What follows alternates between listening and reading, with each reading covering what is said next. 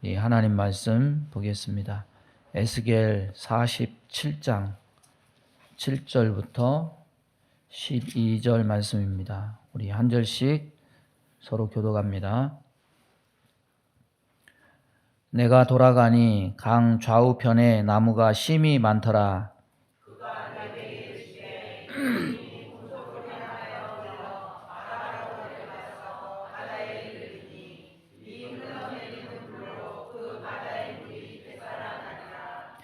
이 강물이 이르는 곳마다 번성하는 모든 생물이 살고 또 고기가 심이 많으리니 이 물이 흘러 들어가므로 바닷물이 되살아나겠고 이 강이 이르는 각처에 모든 것이 살 것이며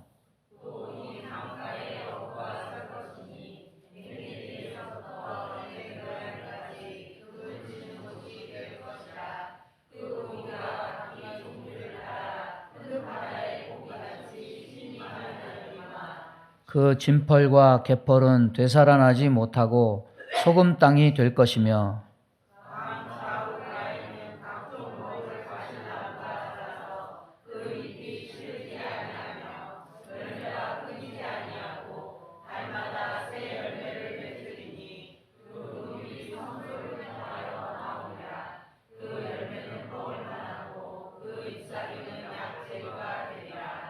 아멘. 말씀 증거하겠습니다. 영국에 제람 바즈라는 사람이 있었습니다. 하나님을 전혀 모르는 가정에서 그의 부모님들도 전부 다 신앙이 없는 그런 인본주의자였기 때문에 인간에게 종교가 필요 없다 이렇게 생각하고 살았습니다. 그러면서 인간이 뭔가를 할 수 있고 더 열심히 해야 할 일은 교육이다 이렇게 생각을 했습니다. 실제적으로 교육을 통해서 모든 문제는 해결될 수 있다 이렇게 믿었고 이 세상의 미래는 교육을 통해서 매우 밝고 낙관적일 수 있다 이렇게 생각했습니다. 왜냐하면 인간은 모든 것을 이룰 수 있는 이성을 가졌기 때문에 이성을 활용하면 세상은 좋아질 것이다 이렇게 생각했습니다. 대학에 들어가기 전에 실제적으로 안고 있는 현실적인 여러 문제들에 대해서 많은 깊은 생각을 하기 시작했는데 그 생각과 고민이라는 것은 인간이 무엇일까? 삶이 무엇일까? 인간이 존재한다는 것은 어떤 의미일까? 이런 어떤 철학적인 것들이었습니다. 그러던 중에 영국의 시인 알렉산더 포우프라는 사람의 영향을 받게 됐는데 그가 영향받은 이 알렉산더 포우프라는 사람의 매력이라는 것은 이런 것이었습니다. 너 자신 이외에 하나님이 있다고 가정하지 마라. 인류의 진정한 연구 대상은 인간 자신이다. 우리는 하나님에 대해서 생각할 필요가 없다. 하나님은 존재하지 않는다. 실제 존재한다 할지라도 그건 그렇게 중요한 일이 아니다. 왜냐하면 하나님과 우리는 별 상관이 없기 때문이다. 그래서 우리가 해야 될 일은 우리의 이해력을 증진시키는 일이다. 인간의 이해력이라는 것은 인간을 연구하면서부터 시작된다. 그러므로 우리는 이제 하나님에 대해서는 잊어버리고 오직 우리 주변의 세계와 우리 자신만 탐구하면 된다. 여기에 깊은 영향을 받고 감동을 받았습니다. 그래서 이렇게 많은 생각을 하면서 막상 대학이라는 문에 들어갔는데 그가 대학에서 경험하고 느낀 것은 오히려 만족이 아니라 실망이고 충격이었습니다.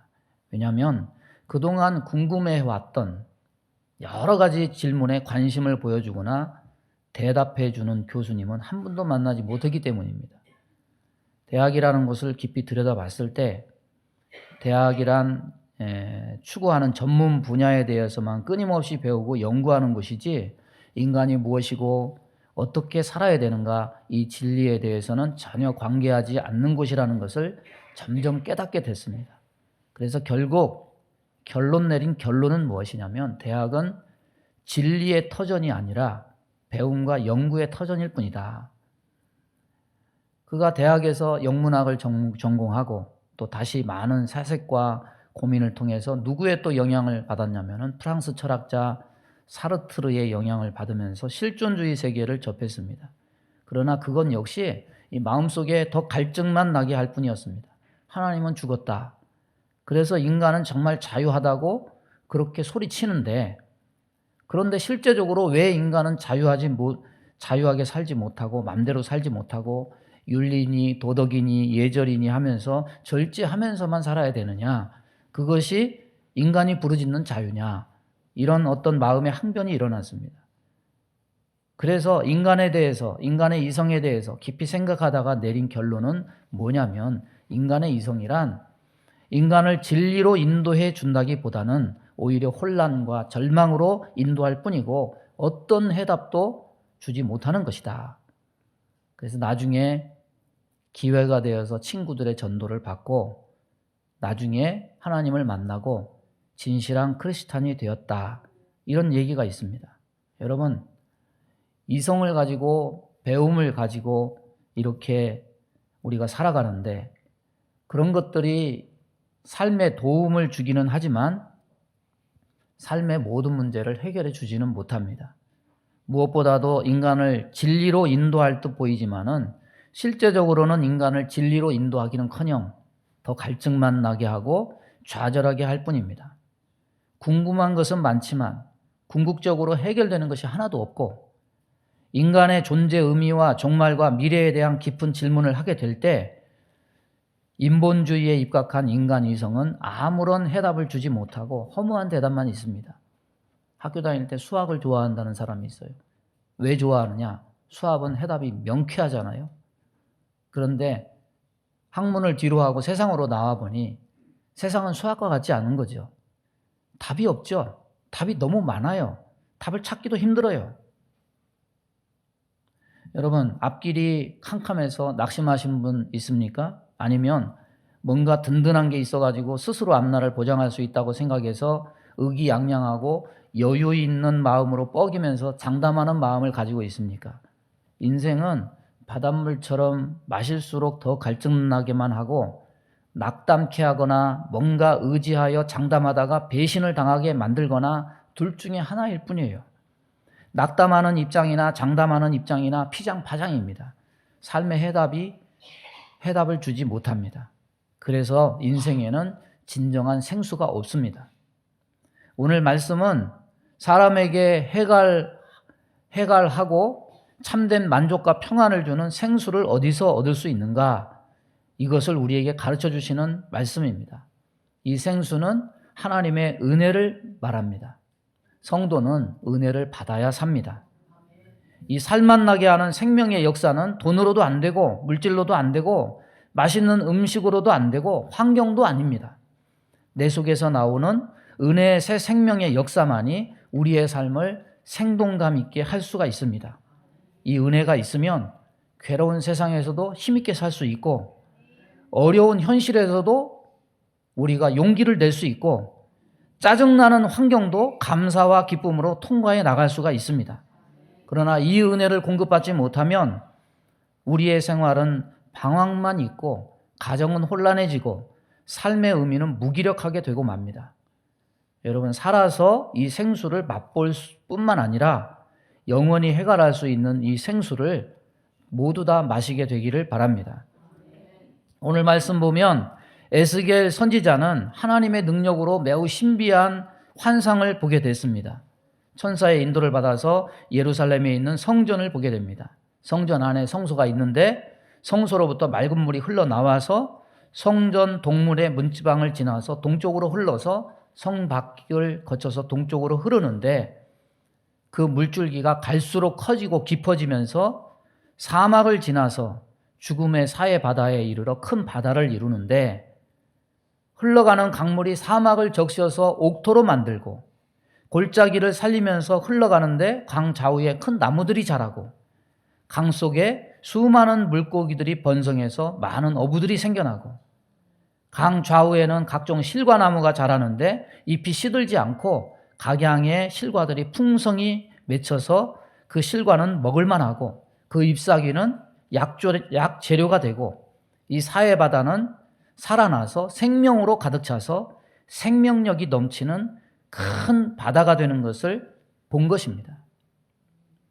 에스겔이 강을 따라서 내려가면서 1,000척마다 깊이를 재봤는데 처음에는 작은 물이 스며 나와서 출발했는데 그 물이 발목까지 차더니 다시 1,000척을 지나 재보니 물이 무릎까지 차오르더니 다시 1,000척을 재어보니 이번에는 허리까지 물을 차고 다시 1,000척을 지나서 수심을 재어보니까 이제는 능히 건널 수 없는 큰 바다가 되었다는 겁니다.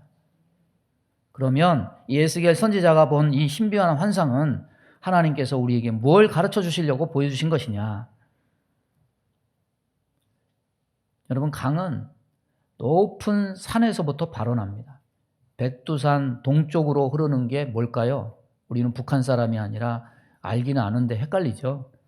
동쪽으로는 두만강이 흐르고 서쪽으로는 압록강이 흐릅니다. 알프스 산맥에는 유럽의 모든 강의 발원지가 있습니다. 라인강을 비롯해서 수많은 강이 흐릅니다. 이스라엘도 마찬가지입니다. 이스라엘이 척박한 땅이지만 이스라엘은 어디가 수원이냐? 저 레바논의 헬몬산에서 거기서 흘러나와서 갈릴리 바다를 이룹니다. 그런데 오늘 환상 가운데 이 생수는 어디서부터 흐르느냐? 예루살렘에서부터 시작된다고 말합니다. 좀 더 정확히 말하면 12절에 그 물이 성소를 통해서 나온다 말씀하고 있습니다. 성전 전면의 문지방 밑에서부터 물이 나와서 동으로 흘러간다고 했는데 하지만 예루살렘에는 강이 없죠. 더구나 성소에는 물이 있을 리가 없습니다. 그런데 그렇다면 이것은 뭘 말하는 것이냐? 이것은 신령한 은혜의 강을 의미하는 겁니다. 예루살렘 성전에서부터 동쪽으로 흐른다는 것은 동쪽은 해가 뜨는 방향인 하나님의 방향을 상징하고 그 물이 동으로 흐르다가 오른쪽 제단 남편으로 흘러내린다고 그랬는데 번제물이 드려지는 제단이라는 것은 십자가가 선 곳을 말하는 겁니다. 모든 하나님의 은혜는 하늘 위로부터 내립니다. 온갖 좋은 것들은 하늘 위에 하나님 보좌로부터 흘러나옵니다. 또 예수 그리스도의 십자가와 보혈을 통해 세상으로 흐르게 됩니다. 하나님의 생명 역사는 성전에서부터 나와서 온 세상을 향해서 흘러간다는 것을 의미해요. 광야 생활의 삶의 중심이나 이동 중의 삶의 중심이나 정착시대의 삶의 중심이나 이스라엘 백성의 삶의 중심은 항상 성막 아니면 성전이었습니다. 이것은 이스라엘 백성의 모든 삶의 원천적 힘과 능력이 하나님을 삶의 중심으로 두는 것에서부터 나오는 것을 의미합니다.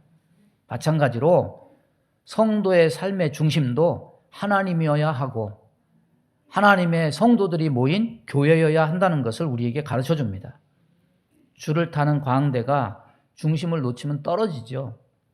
이와 마찬가지로 성도가 중심을 잃으면 은혜의 생수를 얻을 수 없습니다. 우리가 하나님을 중심으로, 교회를 중심으로 우리가 중심을 둘 때 생활의 균형이 잡히고 안정감이 임하고 질서가 있고 만족이 있고 행복이 있습니다. 눈에 보이는 것 없어도, 귀에 들리는 것 없어도, 손에 잡히는 것 없어도 어디서 나오는지 모르는 힘이 솟습니다. 다른 사람 보기에는 아무도 번져갈 수 없는 든든한 무게중심이 느껴진다는 겁니다. 그래서 영적 생활이 중심 잡히면 육신의 삶도 중심이 잡힌다. 따라서 보겠습니다. 영적 생활에 중심이 잡히면 육신의 삶도 더불어 중심이 잡힌다. 따라서 생수의 출처가 어딘지를 아는 것, 우리에게 매우 중요한 일입니다. 예수님은 2000년 전에 사마리아 여인과의 대화를 통해서 이것을 가르쳐 주셨습니다. 요한복음 4장 11절 이하에 보면 여자가 이르되 주여 물 기를 그릇도 없고 이 우물은 깊은데 어디서 당신이 그 생수를 얻겠사옵나이까? 우리 조상 야곱이 이 우물을 우리에게 주셨고 또 여기서 자기와 자기 아들들과 짐승이 다 마셨는데 당신이 야곱보다 더 크니까? 예수께서 대답하여 이르시되 이 물을 마시는 자마다 다시 목마르려니와 내가 주는 물을 마시는 자는 영원히 목마르지 아니하리니 내가 주는 물은 그 속에서 영생하도록 솟아나는 샘물이 되리라. 예수 안에 있을 때 이 생수가 공급됩니다. 교회를 중심에 있을 때 생수가 공급이 됩니다. 그러나 중심을 잃고 예수를 떠나면 생수가 끊어져요. 사람이 보기에는 잘 되는 것 같지만 세상에는 생수가 없습니다. 잘 되는 것 같아도 영적 원리가 깨어지면 무너지는 것 한순간이에요. 예레미야 2장 13절을 보면 내 백성이 두 가지 악을 행하였나니 곧 그들이 생수의 근원되는 나를 버린 것과 스스로 웅덩이를 판 것인데 그것은 그 물을 가두지 못할 터진 웅덩이들이니라. 여러분, 무게중심을 올바로 두지 못하는 것, 생수의 근원을 잘못 두는 것, 하나님은 그것을요 단순히 잘못된 것이다, 그냥 조그만 허물이다 이렇게 얘기하지 않습니다. 뭐라고 말하느냐? 악이라고 얘기해요. 중심에서 벗어나는 것은 악입니다. 스스로 웅덩이를 파보아야 물을 가두지 못할 터진 웅덩이다 이렇게 말하고 있습니다. 여러분, 사람들마다 다 예수 믿냐고 그러면 나 예수 믿는다고 얘기하죠. 나 예수 안 버렸다고 얘기하죠. 그리고는 예수는 삶의 주변머리에 놓고 생수를 얻을 다른 웅덩이를 자기가 파요. 그러나 하나님은 생수 얻을 삶의 중심을 주님께 온전히 두지 않는 것이 주님을 버리는 것이고 악이다 이렇게 말씀하고 있습니다. 요즘에는 이 기계들이 참 첨단화돼 가지고 나와요. 겨울철 난방기구에도 중심 개념이 있습니다. 화재가 나는 것을 방지하기 위해서 요즘 나오는 전기 히터는 이 기울기가 잘못됐다든지 아니면 중심이 안 맞다든지 이렇게 하면 스위치를 켜도 불이 안 들어오죠. 중심이 딱 맞아야 불이 딱 들어와요. 그러니까 넘어져 가지고 화재 날 위험이 없는 거죠. 하나님이 주시는 생수도 중심을 잡아야만 나옵니다. 예수님은 믿음, 신앙, 교회가 삶의 한 부분이거나 액세서리 취급당하는 것을 원하시지 않습니다. 주님은 우리에게 말씀합니다. 너는 나에게 중심을 두라. 내가 너의 삶의 중심에 있어야 되고 너의 삶의 중심이 있어야 비로소 너는 생수를 맛보게 될 것이다. 여러분, 다른 둥덩이 파지 마세요. 주님께 중심을 두시기 바랍니다. 주님 안에 생수로 만족하시기 바랍니다. 생수는 거기 흘러요. 그러면 두 번째로 이 생수가 흐를 때 어떤 역사가 나타나느냐? 생수는 치료하는 능력, 변화시키고 소성케 하는 능력이 있습니다. 그래서 어떤 역사가 나타나느냐? 살리는 역사가 나타납니다. 오늘 말씀 9절, 10절, 12절을 보면 생수의 강은 살리는 역할을 합니다. 생수는 황무지에 흘러내리니까 박토가 변해서 옥토가 됩니다. 바닷물이 소생하고 만물이 새로워집니다. 여러분, 사회가 어떤 곳입니까? 사회는 소금물이죠. 나가는 구멍이 없으니까 다 증발돼가지고 소금구덩이에요. 죄악의 도시 소돔과 고모라가 묻혀있는 곳입니다. 어두운 역사가 있는 곳입니다. 죽음의 장소에 어떤 생물도 사해바다에서 살 수 없습니다.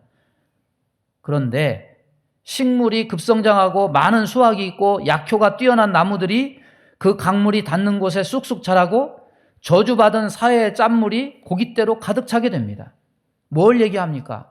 우선순위가 바로 되면 영과 육이 함께 살아나고 은혜의 강물 줄기가 닿는 곳마다 회복의 역사, 치료의 역사, 축복의 역사가 일어난다는 겁니다. 여러분, 성령은 어떤 분이십니까? 성령은 살리는 영입니다. 사탄은 뭡니까? 죽이는 영이에요. 성령은 믿음을 가진 자를 열매 맺게 하는 영입니다. 이 강물이 흐르는 곳마다 박토가 옥토로 살아나고 열매가 맺어집니다. 그런데 좋은 열매 맺는 것은 좋은 땅이어야만 돼요. 좋은 땅이 되려면 그냥 땅에다가 씨 뿌린다고 되는 거 아니에요. 먼저 뭘 해야 됩니까? 땅을 갈아엎어야 돼요. 기경해야 됩니다.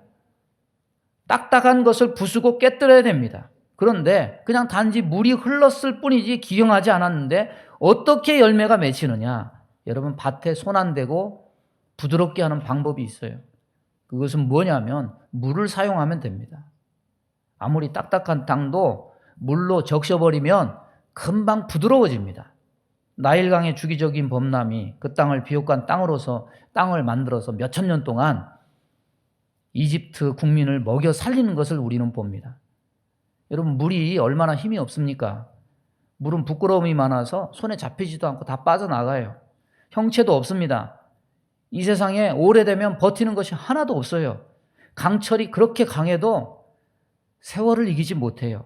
물, 바람, 공기, 더위, 추위 이 지나다 보면 수축하고 팽창하고 빨갛게 녹이 슬다가 부식이 돼서 나중에 그 힘 있는 강철도 푸석푸석 끊어지고 떨어집니다. 물은 철도 삭개해서 부스러뜨리고 돌도 닳게 합니다. 물이 강한 쇠파이프에 흐르고 바위 위에 물 한 방울 한 방울 떨어진 것을 사람들은 우습게 보지만은 몇 년 동안 철은 부식돼서 사라져버리고 수백 수천 년 동안 바위에 물방울 떨어질 때 녹아났던 바위의 모습이 닳고 닳아서 모습이 바뀌어져요. 철과 돌은 시간이 흐를 때 결국 사라지거나 변화되고 말지만 물은 태초부터 지금까지 언제나 물로서만 존재합니다. 뭐가 더 강하냐? 철이 강하냐? 돌이 강하냐? 물이 강하냐? 물이 강한 거예요. 성령의 은혜가 무엇과 같으냐? 물과 같습니다. 바람처럼 어디서 와서 어디로 가는지 흔적도 없습니다. 성령의 은혜 받아서 무엇에 써먹느냐? 맨날 여자처럼 찔찔 짜게 만드는 은혜 가지고 도대체 이 세상을 어떻게 변화시키고 무슨 일을 할 수 있는가? 그렇게 우리는 생각합니다. 그러나 그 은혜가 그 딱딱한 마음을 전혀 강제하지 않고 손도 안 대고 부드럽게 녹여버립니다. 철 같은 마음이 부스러뜨려집니다. 금강석같이 단단한 마음이 오랜 세월 물의 공격에 닳고 닳게 해서 이제 제법 동글동글해지게 만듭니다. 물 같은 하나님의 성령의 은혜보다 더 강력한 은혜는 없습니다. 그 물이 흘러서 어떻게 되느냐? 12절에 보니까 강 좌우에 각종 먹을 과실나무가 자라서 그 잎이 시들지 아니하며 열매가 끊이지 아니하고 달마다 새 열매를 맺으리니 그 물이 성소를 통하여 나옴이라.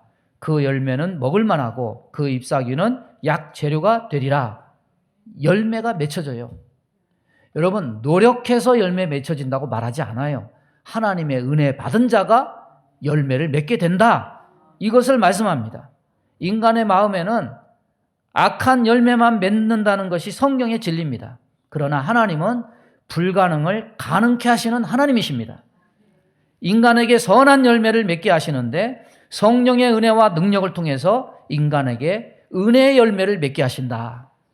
여러분, 은혜를 충만히 받아서 하나님이 원하시는 열매 맺는 자가 되기를 바랍니다.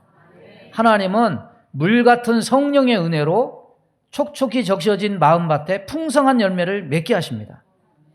하나님께 중심을 맞추고 이 강물이 과연 저와 여러분 삶에 흐르고 있는가 살펴보시기 바랍니다.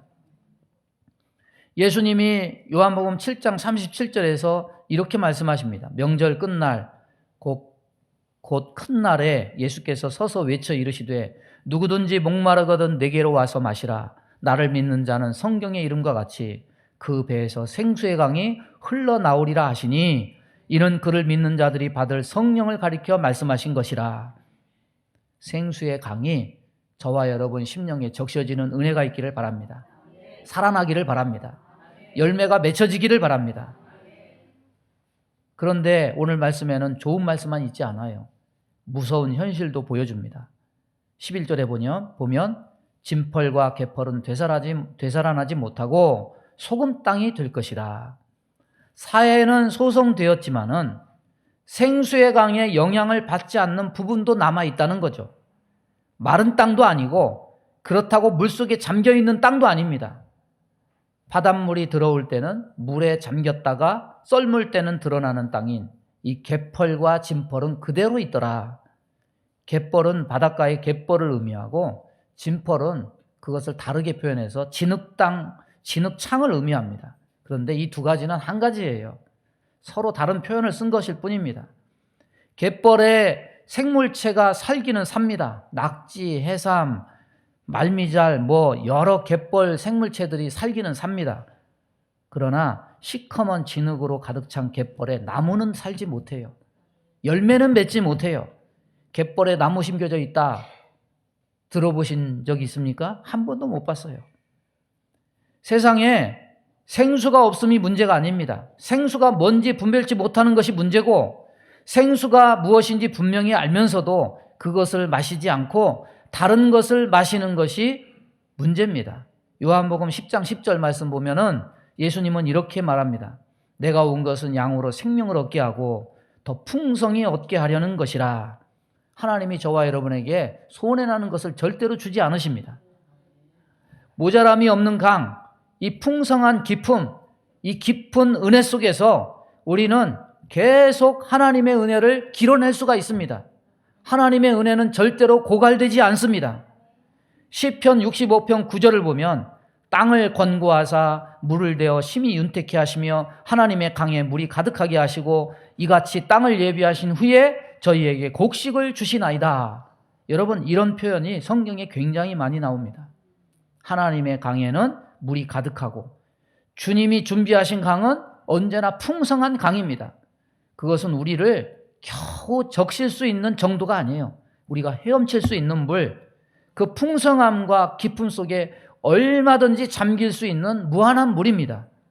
그러나 하나님의 전으로부터 많은 생명수 같은 말씀이 흘러 들어가도 그 말씀을 받아들이지 못하는 사람은 절대로 소성함을 얻지 못합니다. 비록 강물과 바다가 만나는 곳에 갯벌 신세라서 밀물과 썰물이 오고 가면서 그 은혜의 끝물이라도 조금씩은 맛은 보지만 그것을 온전히 받아들이지 못할 때 거기에는 나무가 자라지 못해요. 거기에는 열매를 맺지 못해요. 여러분, 세상에요, 갯벌 흙보다 부드러운 흙이 어디 있습니까? 갯벌처럼 정기적으로 물을 자주 접하는 장소가 어디 있습니까? 얼마나 규칙적으로 물을 만나게 됩니까? 그러나 중요한 것은 무엇이냐? 거기에는 나무도 없고 열매도 없다. 소금 땅이기 때문이죠. 은혜는요, 장소의 문제가 아니에요. 은혜는 신앙 연조의 문제도 아니에요. 은혜는 직분을 받고 못 받고의 문제도 아닙니다. 은혜는 무엇의 문제냐? 마음의 문제입니다. 사람의 행불행이 하나님께 있지 않습니다. 천국의 씨앗은 항상 준비되어 있습니다. 다만 우리의 마음이 항상 문제일 뿐이에요. 여러분, 무엇이 여러분을 안독해 만들고 무엇이 여러분을 두렵게 만듭니까? 내가 예수 믿는다는 사실로는 안심이 되고 세상에 나가서는 세상에 삼켜질까 두려워하는 사람이 너무 많아요. 여러분, 질문을 바꿔야 돼요. 진짜 두려운 것은 이미 예수를 믿었어도 눈으로 하나님이 살아계시고 은혜도 있고 천국도 있고 모든 것을 다 믿음에도 불구하고 너무나 뻔질나게 물을 체험함에도 불구하고 여전히 나무는 시들하고 열매가 없는 죽어진 신앙생활, 이것 두려운 거죠. 진펄과 갯벌이 되는 것 두려워해야 돼요. 여러분, 세상이 돈이 없어서 뭐가 없어서 세상이 저와 여러분을 절대 못 죽입니다. 여러분, 이거 믿으시기 바랍니다. 하나님이 허락지 않으면 강한 군대라도 참새 한 마리 죽일 수 없습니다. 그러나 저와 여러분 안에 생수가 없다면 사망과 죽음이 내 안에서 나를 삼키는 거예요. 예수님 시대에 주님 곁에 늘 하나님의 역사를 체험하고 능력을 체험하는 사람들이 있었습니다. 예수님 가시는 곳마다 따라다니면서 다 지켜봤습니다. 다 경험했습니다. 그런데 그들은 진펄과 갯벌이에요.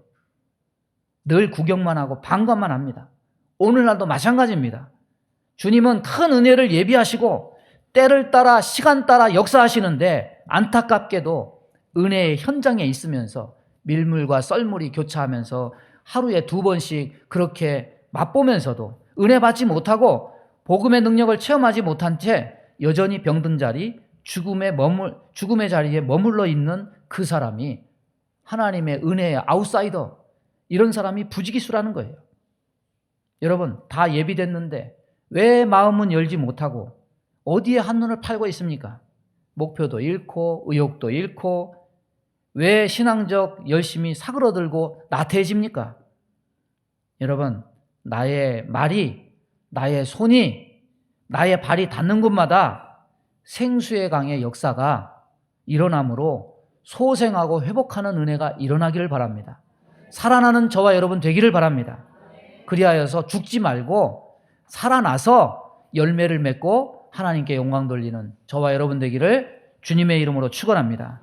우리 주여 한번 부르고 합심하여 기도합니다. 하나님 아버지, 오늘도 주의 말씀을 우리에게 허락해 주심을 감사합니다. 아버지 하나님, 우리가 살리는 은혜가 있기를 원합니다. 살아나는 은혜가 있기를 원합니다. 열매 맺는 은혜를 누리기를 원합니다. 생수의 강이 이미 예비되었음에도 불구하고 기갈하고 아버지 터진 웅덩이를 파고 우리가 딴 것에 한눈 파는 모든 인생들 긍휼히 여겨주시고 새로운 마음으로 주님께 은혜 받아 하나님께 영광 돌리는 귀한 백성들 다 될 수 있도록 하나님 역사하여 주옵소서. 예수님의 이름으로 축복하며 기도하옵나이다. 아멘. 믿음의 손을 가슴에 얹습니다. 몸이 아픈 곳에 손을 얹습니다. 주님, 하늘의 은혜는 다 예비된 줄로 믿습니다. 천국의 씨앗은 이미 예비되어서 뿌려지는 줄로 믿습니다. 이것을 온전히 내 마음밭에 받아들여서 내 마음밭에 은혜의 강물이 흐를 때 우리는 살아나게 되고 열매를 맺게 될 줄로 믿습니다. 그러나 아직도 그 마음이 진펄과 개펄 같아서 하나님의 은혜에 중심이 되지 못하고 하나님의 은혜를 온전히 맛보지 못하고 죽어가는 영혼들 긍휼히 여겨 주옵소서. 아버지, 오늘도 예수님에 대한 눈이 띄어지게 하여 주옵시고 굳게 닫힌 심령의 문이 활짝 열리게 하여 주옵소서. 그리하여 내가 살아나고 남도 살리고 우리의 삶에 하나님이 기뻐하시는 온갖 열매로 맺어져서 하나님께 영광 돌리는 귀한 삶이 되게 복을 내려 주옵소서. 명절을 맞이해서 가족들과 만날 때 내 안에 있는 생수가 모든 가족들에게 전달되어서 나도 살고 남도 살리는 우리 성도들 가정 다 되게 인도해 주옵소서. 우리 마음 가운데 원망, 불평, 시기, 질투, 미움, 다툼, 이간질하며 불순종, 불신앙케 하며 불안, 조조, 염려, 근심, 두려움을 주는 모든 어둠은 다 떠나갈지어다. 아버지, 성령은 살리는 영이고 사탄은 죽이는 영이오니 우리가 세상에 터진 웅덩이 파고 한눈 팔지 말고 생명의 강에 온전히 우리가 마음을 전념하여서 하나님의 은혜 받아 나도 살고 남도 살려서 하나님께 영광 돌리는 복된 성도들 다 되게 은혜 내려 주옵소서. 몸이 연약한 곳에 손을 얹고 기도합니다. 손을 얹은 곳마다 보혈로 씻어 주옵소서. 성령의 불로 태워 주옵소서. 예수 이름으로 명하노니 모든 병만은 다 떠나갈지어다. 하나님 주신 인생, 시간 낭비, 인생 낭비 하지 말고 하나님이 주신 진리의 길을 온전히 내 마음으로 받아들여서 이 은혜를 날마다 맛보며 하나님 천국 생활할 수 있는 귀한 성도들 되게 복을 내려 주옵소서. 예수님의 이름으로 축복하며 기도하옵나이다. 아멘.